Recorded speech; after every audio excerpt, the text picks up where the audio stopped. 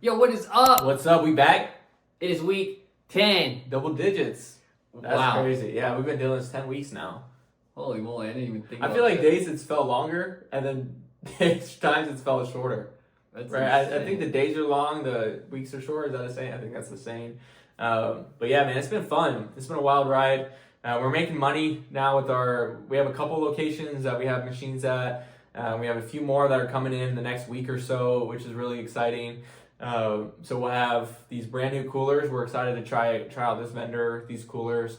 So yeah, good things are happening in the next couple of weeks. This week went really well. One of our, I'd say, more slow weeks. One of the locations that we've been reaching out to since I think our first week when we started this. Yeah, I think this has been like a 2-month. Yeah, so process. we went out like a month and a half ago just to check out the location, send the contracts, and then he went on vacation for like 2 weeks. It felt like, and as soon as he got back, they had like a pipe burst, and so all the rooms were flooded, and so of course no one's thinking about a vending machine at that point. And then I just kept following up, and then that's the importance of follow up that we'll talk about, man. It's just each week, like until you hear a no, like don't assume they don't want to hear from you. You know what I'm saying? Like people are getting busy. Like how many times have you had to get reached out to constantly before you replied because you just get busy, right? And so it's all about convenience for them, like responding to an email they see. Try different times of the day. We'll go through it deeper in like our school course on like what we've learned from a follow-up standpoint. But yeah, we just kept following up with him, and he eventually reached back out and was like, hey, you guys mind coming back to the location so we can talk about a few more things? So we went out this week and checked out a few different spaces. He was like, yeah, send me some renderings and stuff. So we sent those out yesterday, and he was like, okay, great, I'll follow up in the next week or so. So that's another Tempe location, which is right next to the other one, which is perfect for like, we can have two, legitimate like 30-second walk. Yeah, so if we can have two locations, and it's right by Jonah's work, so he'll be able to fill them up, which is perfect for us. You know what I mean? So if we get that, that'll be just awesome for us as well. So that was kind of the major update for this week is just a potential other contract we'll be able to get signed here in the next week or so, which is exciting. Yeah, just to touch on what Sean was saying, like follow-up is so important because we're just not high on their priority list if we're being honest. Like a property manager has so many things that they got going on that dealing with vending machine guys and placing it and getting a contract in and then having to talk to the regional because they're never the decision maker. Yeah, we always got to get signature from somebody, right? The owners of the property and regional and stuff like that. And so it's a lot for them, and that's something just to keep top of mind, to know that it is a lot for them to stay on top of this and make sure that they're having the conversations that need to be had, and then having us talk about what shares and everything we're giving. And so just follow up and follow up and follow up and follow up, and like Sean said, until they say no, and just be graceful with them. Don't be like, oh, these people are annoying us, or like they think they don't like us, like because initially when me and Sean kind of did this business, there was one I can think of where we were talking to her all the time, and we're like, I don't know if she even likes us, and it just has nothing to do with that. It doesn't. Yeah, don't get in your head. It's not like true rejection, from a girl or something like that. Like these people are just busy, right? And to Jonah's point, like they understand. Like they understand that you're running a business. Yeah. No one holds it personal. It's nothing personal, anything like that. Because we talked about a couple weeks ago, we had a Phoenix location, a high rise with coffee. Vending machine play. She was super excited, and that's another thing you'll learn is like you'll go in and these people are like all ecstatic, but they're not the decision maker. Like that's the biggest thing, right? They always have to talk to somebody, and so we didn't hear from her for a little bit. She ended up going on vacation, so we ended up calling her back yesterday as well, and she was like, "Oh yeah, I'm sending all this information to the owner. You should hear back by end of the day or early next week." And I also gave your information to another property in Midtown, which is super awesome, right? So we just followed up like 3 times with her, and like we said, we're not being annoying, we're just following up. And she's like, "Yeah, I actually gave your information to somebody else, so we'll follow up with them here next week." But we're gonna close it. It's gonna probably take 2-3 more weeks. It's already been a week or two, and it'll probably take another week or two, and that's the timeline. That's the timeline you're looking at from. So don't get discouraged if things are taking over a month. I mean, like I said, the first one we just talked about, the one in Tempe by the other location, is going on 2 months. Yeah, since we first talked to them. Slightly over, so 2 months, probably 9 weeks, whatever it is. And so That's what this game is. And the referral, I totally forgot about that. The referrals are nice. We already got one referral that we landed a location. So don't sleep on the referral game, especially if you have like, and I talk about this in our school group. So if we'll put it in the description below for where you get more content like this. But, honestly, what happens when you meet them in person is everything changes. And I'm serious, everything changes. Once they, like, over the phone and stuff, you can be charming and you could be good at sales, but once you meet them in person, that's where Sean and I are very, very good. Every single time we go and meet them in person, if they were the decision maker, it would be closed right then and there. We still have like a really high close rate. Like I honestly think it's like 80 or 90% or something like that, but they just have to go through different decision makers. Yeah. And so if they were the decision maker, we would close like on the spot. But they're like, hey, I got to just talk to the regional or whatever. But definitely do whatever you can to get your foot in the door. And I mean that literally physically, to step in there and talk to them, because that's going to give your highest chance to sell. And like Sean was saying, they get really hyped and then the hype dies out because it takes 2 or 3 weeks to close. Well, and the bigger the shoe, the easier it is, right? Yeah, that's facts. Look at all these sayings. Yeah. We need more. You're learning a lot from us. But yeah, so overall, like, good week for us. Follow-up's really important. Like, if that's we probably should start doing like a tip of the day or something for the video. But just like follow up and don't get discouraged. Like in our school group, one of the first modules that Jonah went over is mindset and like culture.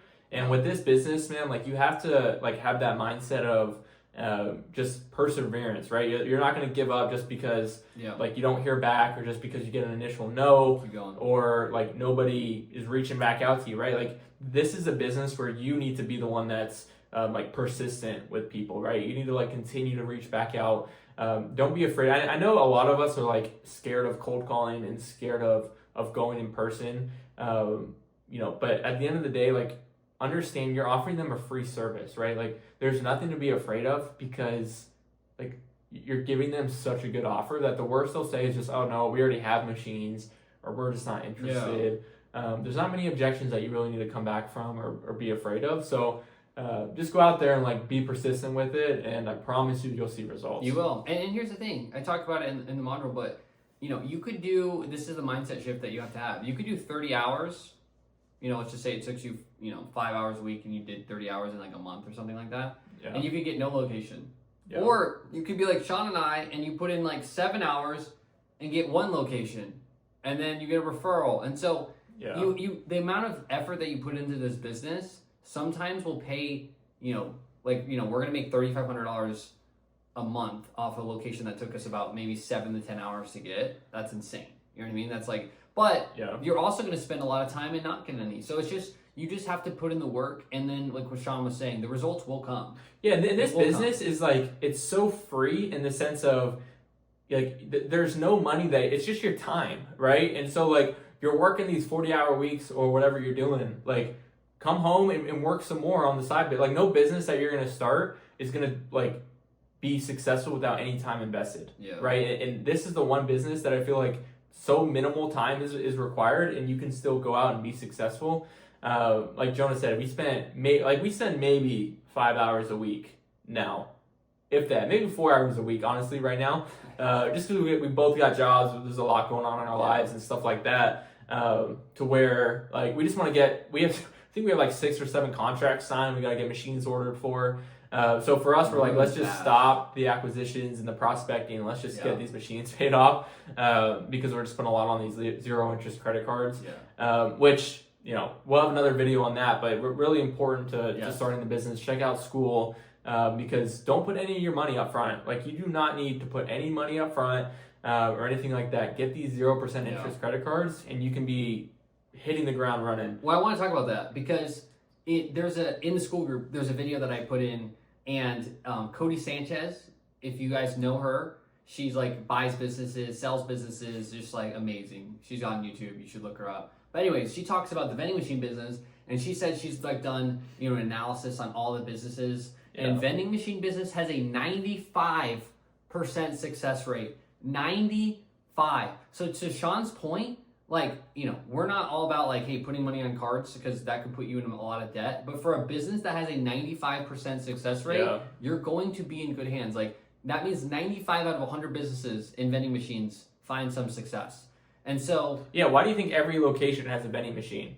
You know what I'm saying? Like, somebody is servicing them. Some business is servicing them. Probably 80% are just like people that want to get into the vending business and then they just quit or something like that. You can be so bad at this business and make money. That's why it's 95%. We've seen so many locations we've talked to that they don't even know who services them. They don't even know who's showing up. They're just like, if somebody just is here and like once a month they fill up and that's it. The what is it? The barrier to entry? The bar to entry?